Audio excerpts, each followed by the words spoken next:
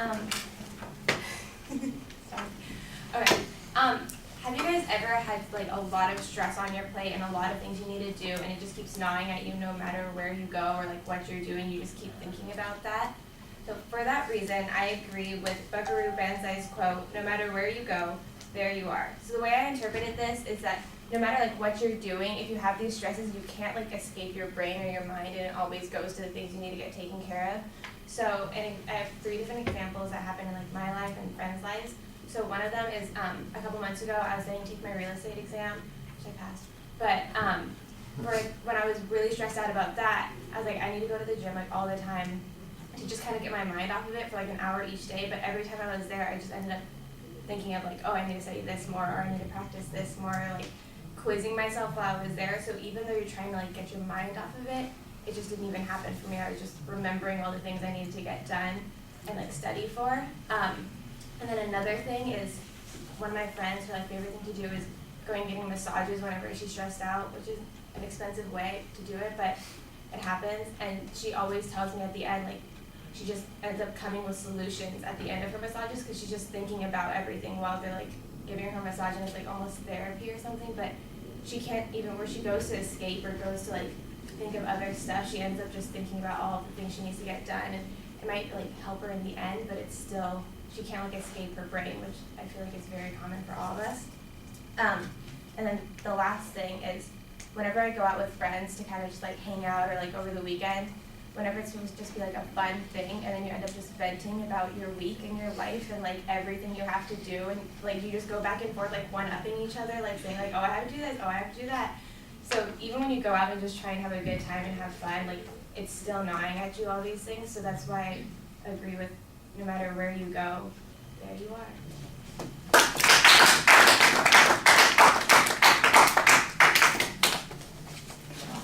I was trying not to look at you because I would have started to laugh. Yeah. I was looking down the whole time. I don't look at you. Because every time I looked up, you were looking somewhere else. But you're so fast. I think as I give my speech, I'm going to lock eye contact with one person. Extra on here. No, one person. We'll see. It's me a little apple. It'll be something I'm going to talk to.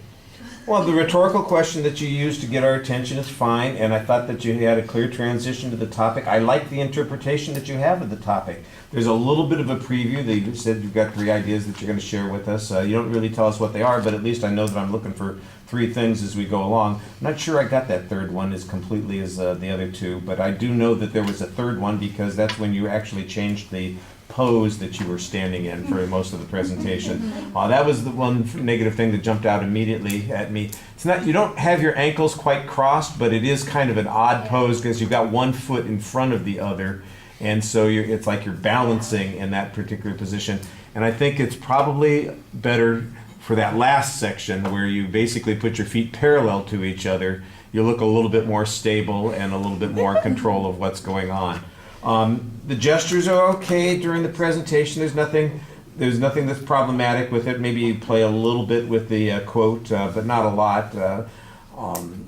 Like I said, there's a structure. All of the points need a little bit more detail. And like you're on the second one where you're talking about your friend coming up with ideas while they're getting a massage. I'm going, well, like what? Well, what example? What brilliant insight did they have, or what insight that they had didn't turn out to be so great, but that's what they had in their head?